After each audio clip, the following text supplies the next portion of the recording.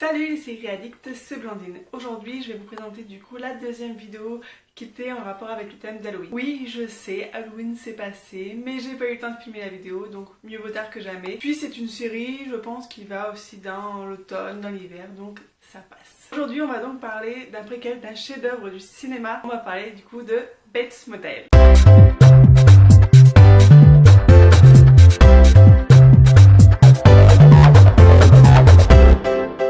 Bates Motel, c'est un drame slash thriller slash horreur américain. La série a été créée par Anthony Cipriano et produite par Carlton Cuse, un ancien du coup de l'équipe de Lost. Elle a été diffusée entre mars 2013 et avril 2017 sur la chaîne dont je vais pas lancer dans la prononciation, c'est A-N-E.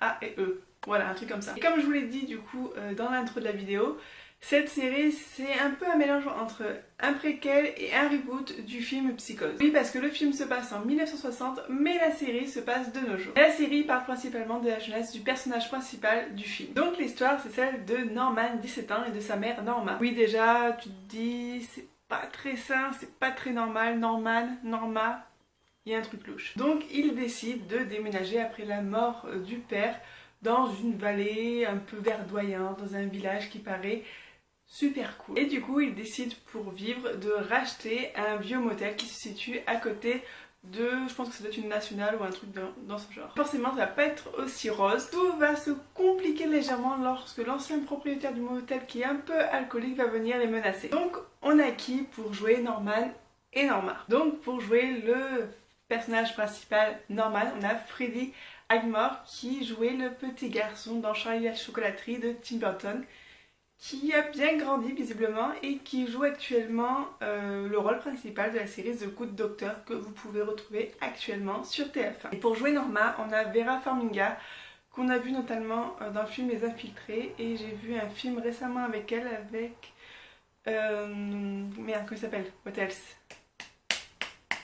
Comment il s'appelle? George Clooney. C'était sur des commerciaux. Bon bref, elle joue avec lui, je me souviens plus du film. Mais c'est une figure connue du cinéma. Ce sont clairement l'interprétation de ces deux acteurs qui portent littéralement la série, c'est juste impressionnant. Freddie avec son petit côté candide, innocent, mais avec une légère folie dans les yeux. Et Vera avec son côté femme parfaite, bien sous tout rapport, mais qui à tout moment peut devenir complètement cinglée. Bon, vous l'aurez compris à mon sourire, à mes expressions et tout, mais j'ai surkiffé cette série. Je l'ai notamment en DVD, la dernière saison là. Donc... j'ai vraiment adoré. Même si je dois l'avouer, au début j'étais un peu sceptique par rapport au changement d'époque entre le film et la série. J'avais du mal en fait à m'imaginer comment ils allaient pouvoir le justifier, l'expliquer.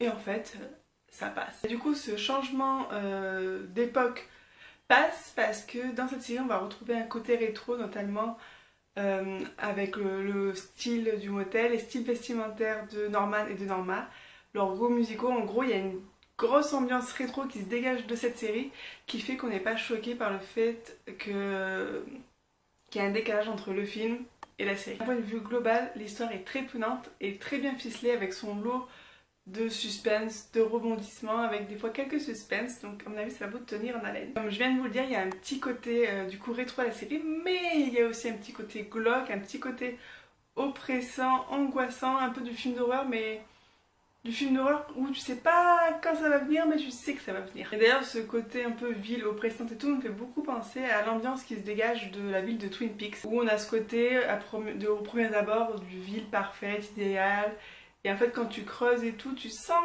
que c'est pas joli. Comme je vous l'ai dit aussi au début, la série est largement portée par l'interprétation du coup des deux personnages principaux, qui est juste majestueux. En plus de l'interprétation, les deux personnages sont très bien écrits avec plusieurs facettes et c'est super intéressant. Mais ils sont pas tout seuls et il y a justement des personnages secondaires qui sont tout aussi intéressants. Je pense notamment au shérif Alex Romero, joué par Nestor Carbonell, qui était le mystérieux Richard dans la série Lost. Il y a aussi Emma et Dylan, qui sont deux personnages qui sont vraiment très intéressants et qui ont des belles storylines au fur et à mesure des saisons, qui évoluent bien. Même si je dois avouer que Dylan, des fois je comprends pas ses choix, mais bon.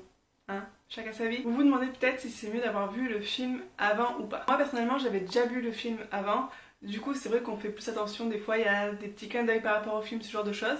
Mais après, si vous l'avez pas vu, c'est pas grave, enfin, vous allez totalement comprendre la série, il n'y a vraiment aucun souci. Mais bon, je vous conseille quand même de regarder le film parce que c'est un très bon film. Et que voilà. Pour ceux qui vont commencer la série juste après avoir regardé ma vidéo, déjà ça me ferait super plaisir. Mais je dois quand même vous prévenir que les 2-3 premiers épisodes, sont un peu lents, on va dire, qui plantent le décor, ils plantent les personnages mais de manière c'est bien faite.